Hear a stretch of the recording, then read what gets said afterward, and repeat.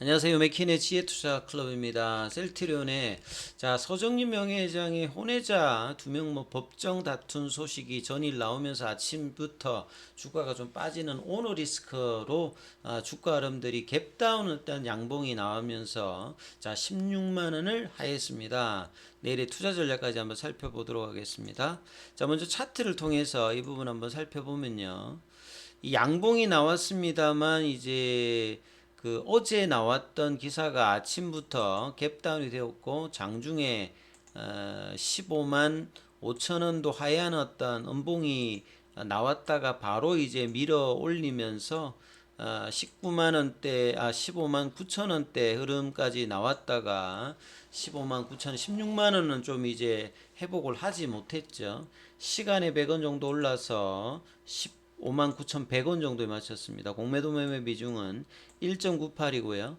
프로그램 쪽은 이제 일단 매수가 들어왔는데 외국인들은 계속 이제 오늘도 매수입니다만 기관들이 계속 이제 매도를 4거래 연속으로 이어가고 있습니다.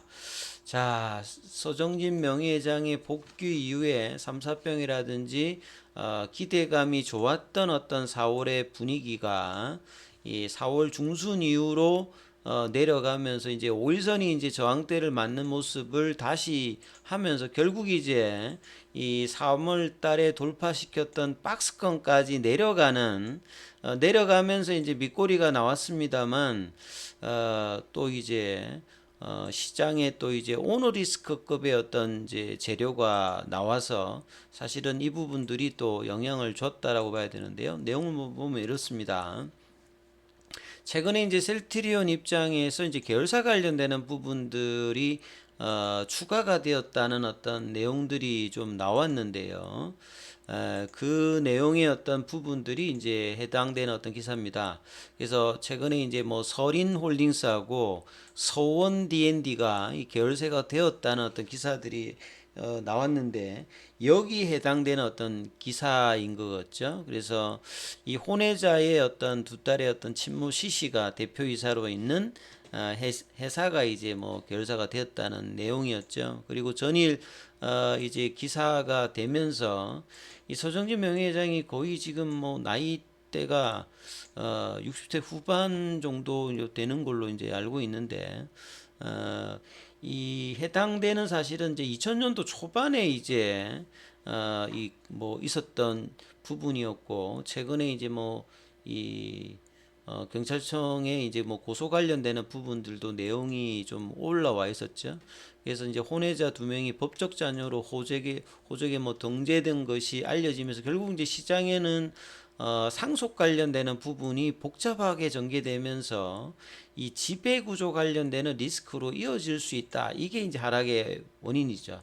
결국은 이제 그동안 ESG 관련되는 부분에서 지배구조 관련되는 부분에서 셀트리온 어떤 등급이 그렇게 높지가 않았고 이 3, 4병을 통해서 이런 어떤 지배구조 어떤 개선의 어떤 기대감이 서정진 명예회장의 어떤 복귀 이후로 주가 상승에 또 원인이 되었는데 오히려 이런 어떤 이 일이 또 생기면서 상속 문제가 좀 복잡하게 전개될 수 있을 거다 이런 우려감이 났다는 것으로 이제 하락 원인을 찾아볼 수가 있습니다. 그래서 이런 내용들이 이제 오너 리스크에 어떤 해당되는 어떤 부분이겠죠. 그래서 기존에 이제 두 아들 있는데 여기에 이제 혼외 자녀인 이제 20대 10대에 뭐 딸이 있다.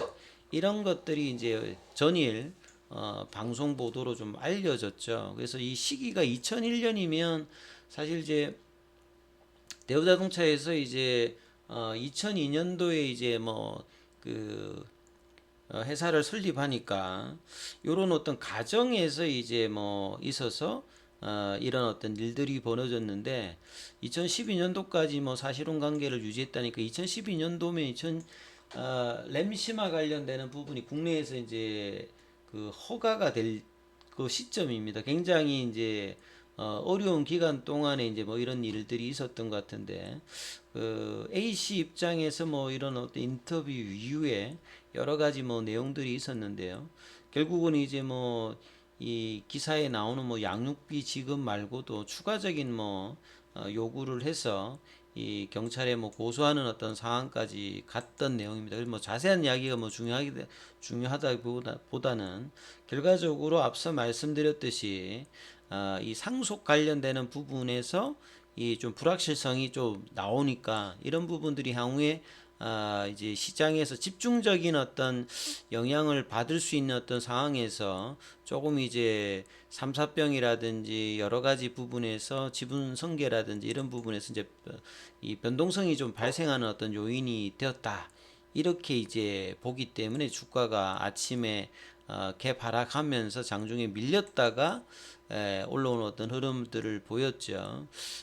그래서 뭐 참 여러 가지 일들이 생기고 있는 것 같습니다. 그래서 올해가 주가 측면에서는 굉장히 중요한 어떤 흐름이다라는 말씀을 좀 많이 드렸는데요.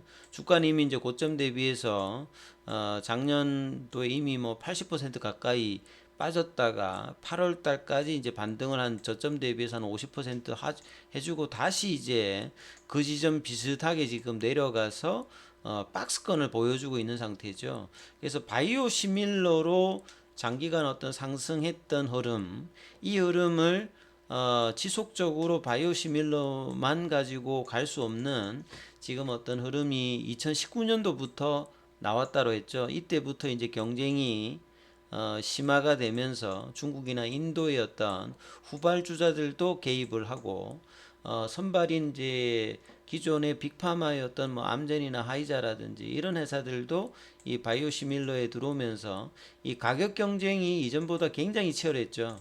그래서 이제 퍼스트 무브를 하게 되면 2013년도라든지 뭐 2018년도 이 이전까지는 나름 이제 셀트리온의 고성장을 하던 어떤 시기였죠. 그래서 이 뭐 램시마라든지 트룩시마라든지 호주마 관련되는 부분들을 공고히 하면서 지금도 뭐 캐시카우입니다만 이전하고는 좀 다른 어떤 입장에서 그래서 이제 후발 어떤 바이오시밀러가 계속 이제 2030년도까지 하면서 이제 실적 관련되는 부분들은 기대를 합니다만 시장의 어떤 이제 상황 자체가 경쟁 구도가 굉장히 강화되면서 이 가격의 어떤 부분들이 이제 이전만큼 이제 수익성이 나오지 않는 상태에서 후발주자들은 여전히 어려우면서 이 선두급에 있는 회사들은 이제 계속 이제 경쟁력을 강화하면서 기대를 할 수 있는 상황입니다만 이 바이오 시밀러 관련되는 부분으로 이전만큼의 어떤 성장률을 못 보일 때 시장은 이렇게 높은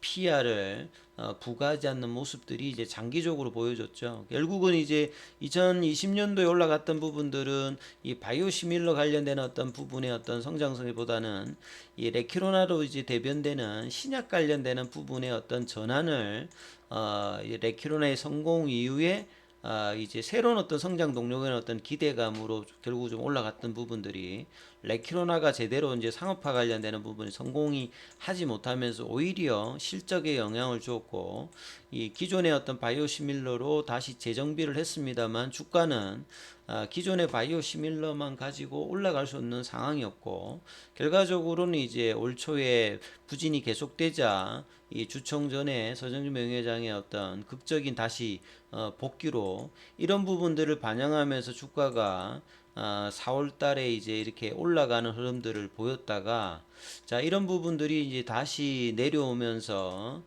시장 상황과 더불어서 이제 변곡점까지 또 오늘 또 혼외자 관련되는 이야기로 이 오너 리스크가 다시 또 부각되면서 좀 빠지는 어떤 흐름까지 왔기 때문에 참 뭐 이렇게 버라이어티한 이야기들이 계속 이제 시장에서 셀트리온 관련되는 부분 나왔죠. 그래서 셀트리온은 이제 뭐 약보합 세럼입니다만 이 3, 4병에 관련된 어떤 기대감으로 좀 시장을 가장 많이 좀 올라왔던 셀트리온 제약 같은 경우가 가장 많이 좀 빠지는 흐름들을 또 보였죠. 그래서 셀트리온 제약 같은 경우가 3% 넘게 좀 빠졌고 셀트리온 헬스케어 같은 경우에도 1.89로 빠졌고 그나마 이제 셀트리온이 0.87 정도입니다.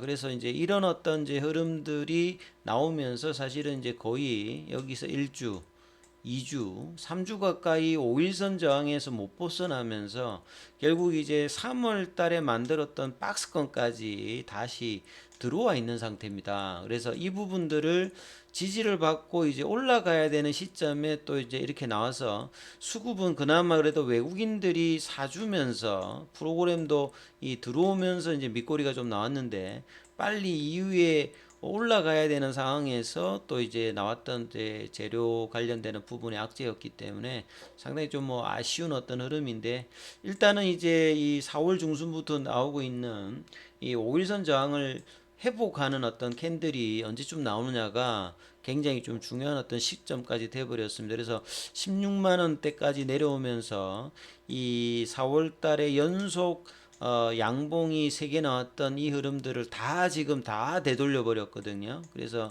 굉장히 아쉬운 어떤 이 수급의 흐름입니다. 그래서 이 수급이 이후에 이제 거래량이 다시 줄면서 되돌려 버렸기 때문에 이 박스권의 어떤 지지 흐름들을 확인하면서 다시 16만 원과 17만 원대를 넘어가는 흐름들을 5월달에 실적 발표와 유플라이마 관련되는 부분에 FDA 허가 관련되는 재료로 얼마만큼 이제 다시 원 상태로 가느냐가 좀 중요한 국면까지 되어 버렸습니다. 아무튼 자 내일도 이 5일선의 어떤 돌파 흐름을 어떻게 이겨 나가는지 이 흐름을 좀 보시면서 대응 전략 삼아 보셔야 되겠습니다. 여기까지 하겠습니다.